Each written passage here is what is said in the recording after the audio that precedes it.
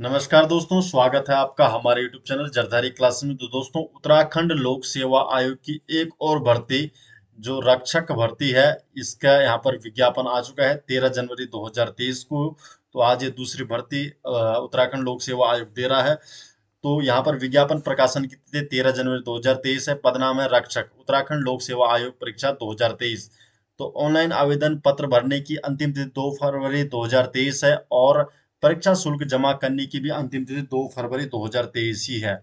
तो यहाँ पर रिक्तियों का विवरण दे, कुल पद 2 है, तो रिक्तियां तो कुछ ज्यादा ही इन्होंने दे दी इस बार। तो 2 पद यहाँ पर कुल रिक्तियों के विवरण 2 पद है।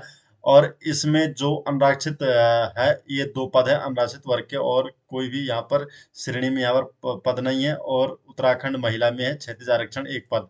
तो रिक्तियों की संख्या घटाई और बढ़ाई जा सकती है, ऐसा इनका कहना है। अनिवार्य जो शैक्षिक अर्हता है, तो रक्षक के पद पर सीधी भर्ती के लिए अभ्यर्थी का माध्यमिक शिक्षा परिषद उत्तराखंड से हाई स्कूल की परीक्षा या सरकार द्वारा उसके समकक्ष मान्यता प्राप्त कोई अन्य परीक्षा उत्तीर्ण होना आवश्यक है। तो हाई स्कूल परीक्षा अनिवार्य रूप से यहाँ पर है, तो हाई स्कूल वालों के लिए ये पद है। और अधिमान्य अर्हता है, तो अधिमान्य जो होता है प्रादेशिक सेना में 2 वर्ष का न्यूनतम अवधि तक सेवा हो, या राष्ट्रीय कैडेट कोर का बी अथवा सी प्रमाण पत्र प्राप्त किया हो।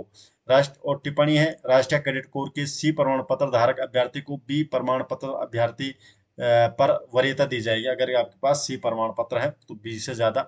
न्यूनतम शारीरिक मापदंड यहाँ पर क्या दे रहा है, तो पर्वतीय क्षेत्रों को छोड़कर सामान्य और पिछड़ी तथा अनुसूचित जाति के लिए 165 सेंटीमीटर यहाँ पर हाइट की बात कर रहा है। और सीने का यहाँ पर है 78.8 सेंटीमीटर, और फुलाने की पश्चात 83.8 सेंटीमीटर होगा। और पर्वतीय क्षेत्र के निवासियों के लिए न्यूनतम ऊंचाई होगी 160 सेंटीमीटर, और अनुसूचित जाति के अभ्यर्थियों के लिए न्यूनतम ऊंचाई होगी 157.5 सेंटीमीटर। तो यह है न्यूनतम शारीरिक मापदंड है।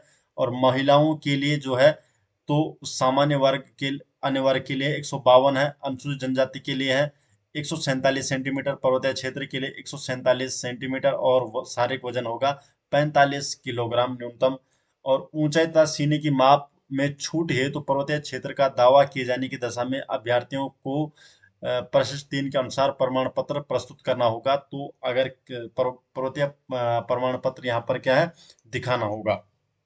वेतनमान की बात करें तो 19,900 से 63,200 का यहाँ पर वेतनमान है। आयु सीमा की बात करें तो रक्षक के पद हेतु आवेदन हेतु आयु सीमा 18 से 42 वर्ष निर्धारित की गई है। और आय की गणना 1 जुलाई 2023 से की जाएगी। शुल्क की बात करें तो शुल्क सेम ये 176 रुपये है।